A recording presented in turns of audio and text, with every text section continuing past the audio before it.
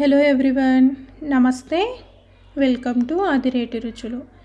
ఈరోజు మన కిచెన్లో చాలా సింపుల్గా టేస్టీగా ఉండే పండగలప్పుడు నైవేద్యంగా పెట్టే చింతపండు పులిహోర, అలాగే గుడిలో ప్రసాదంగా పెడుతూ ఉంటాం కదా. ఈ చింతపండు పులిహోర కమ్మగా రావాలంటే ఈ విధంగా ఒకసారి ట్రై చేసి చూడండి. ఈ పద్ధతిలో చేస్తే చాలా టేస్టీగా ఉంటుంది.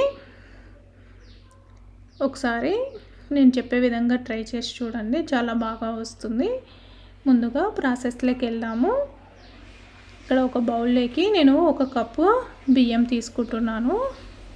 ఇలా 1 కప్పు బియ్యం తీసుకున్న తర్వాత వాటర్ వేసుకొని 2-3 సార్లు బాగా శుభ్రంగా కడిగి పెట్టుకుందాము. ఇలా బాగా కడిగి పెట్టుకున్న తర్వాత వాటర్ మొత్తం పక్కకు వంపేసి వేరొక బౌల్లోకి తీసేసుకొని మనం ఏ కప్తో అయితే బియ్యం తీసుకున్నామో అదే కప్తో 2 గ్లాసుల వాటర్ తీసుకొని అలాగే కొంచెం సాల్ట్ వేసుకొని 1 గంట సేపు నానబెట్టుకున్నాను. పక్కకి నానబెట్టుకుందాం, సరిపోతుంది. తర్వాత ఒక బౌల్లోకి 1 నిమ్మకాయ సైజ్ అంత చింతపండు తీసేసుకొని కొంచెం వాటర్ యాడ్ చేసుకొని బాగా కడిగి పెట్టుకుందాం. శుభ్రంగా కడిగి పెట్టుకున్న తర్వాత వాటర్ పక్కకు వంపేసి తర్వాత ఇందులోకి హాట్ వాటర్ వేసుకొని 10 నిమిషాల పాటు పక్కకు ఉంచితే ఈ చింతపండు నానిపోతుంది. తర్వాత గుజ్జు మొత్తం పక్కకు తీసేసుకొని పెట్టుకుందాము. ఇలా పక్కకు పెట్టేసుకున్న తర్వాత మనం ముందుగా గంట సేపు అయిపోయింది, బియ్యం నానిపోయాయి. తర్వాత స్టవ్ మీద పెట్టేసుకొని 1 టేబుల్ స్పూన్ ఆయిల్ వేసేసుకొని, ఈ ఆయిల్ వేయడం వల్ల అన్నం పొడి పొడిగా వస్తుంది. మూత పెట్టుకొని అన్నం ఉడికించుకుందాము. ఇప్పుడు అన్నం ఉడికించుకున్నాం కదా, పక్కకు పెట్టేసుకుందాము. తర్వాత ఒక కడాయిలోకి మనం చింతపండు గుజ్జు తీసి పెట్టుకున్నాం కదా, అది వేసేసి 1 టేబుల్ స్పూన్ ఆయిల్ వేసి ఇందులోకి కాస్త ఉడికిన తర్వాత ఈ చింతపండు గుజ్జు చిక్కగా ఉడికిన తర్వాత ఇందులోకి 1 రెమ్మ కరివేపాకు, అలాగే 3-4 పచ్చిమిర్చి కట్ చేసి వేసుకున్నాను. ఇది మీ కారానికి తగ్గట్టు వేసుకోండి. కొన్ని పచ్చిమిర్చి కారం ఉంటాయి, కొంచెం కారం ఉండవు కదా, దాన్ని బట్టి చూసుకొని వేసుకోండి. తర్వాత ఇందులోకి 1/2 టేబుల్ స్పూన్ పసుపు, అలాగే కొంచెం సాల్ట్. నేను ఆల్రెడీ అన్నంలోకి వేసాను కదా, కాస్త చూసుకొని వేసుకుంటున్నాను. ఇది బాగా ఉడికించుకుందాము. చింతపండు గుజ్జు దగ్గర పడేంత వరకు ఉడికించుకుందాము. ఇప్పుడు బాగా దగ్గరగా వచ్చేసింది కదా ఈ చింతపండు గుజ్జు. ఇప్పుడు స్టవ్ బంద్ చేసి పక్కకు పెట్టేసుకుందాము. తర్వాత వేరొక కడాయిలో 2 టేబుల్ స్పూన్ల ఆయిల్ వేసేసుకొని 1 టేబుల్ స్పూన్ శనగపప్పు, 1 టేబుల్ స్పూన్ మినప్పప్పు,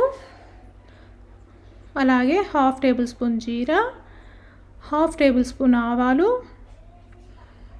అలాగే 1 గుప్పెడు పల్లీలు వేసుకొని దోరగా వేయించుకుందాము.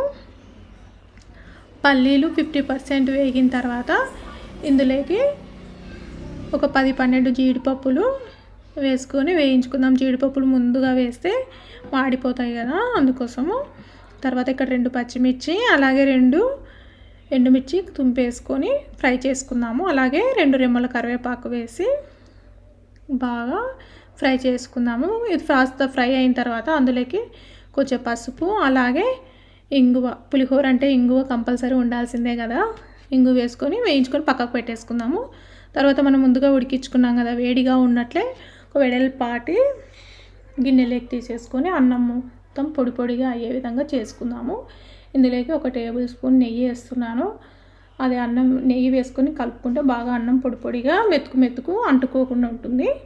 తర్వాత మనం ఉడికించుకున్న చింతపండు గుజ్జు, ఇక్కడ కాస్త బెల్లం వేసాను. అలాగే నేను మెంతులు, జీలకర్ర వేయించుకొని పొడి వేసేసుకున్నాను.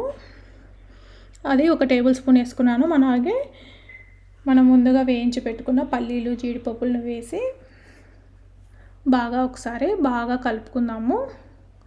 ఇది వేడిగా ఉన్నట్లు కలుపుకుంటే బాగా పడుతుంది ఈ మిశ్రమం అంతా. ఇలా మెతుకు అంటుకోకుండా బాగా కలుపుకుందాము.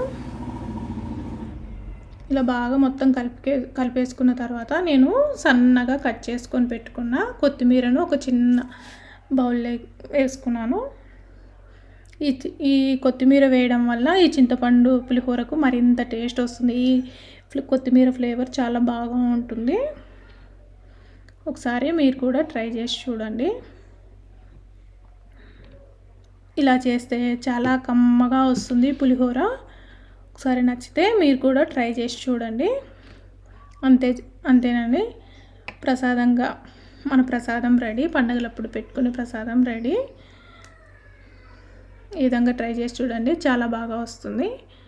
మీకు నా వీడియో నచ్చినట్లయితే లైక్ చేసి సబ్స్క్రైబ్ చేయండి. అలాగే రెసిపీ ఎలా వచ్చిందో కామెంట్ చేసి చెప్పండి. Thank you everyone.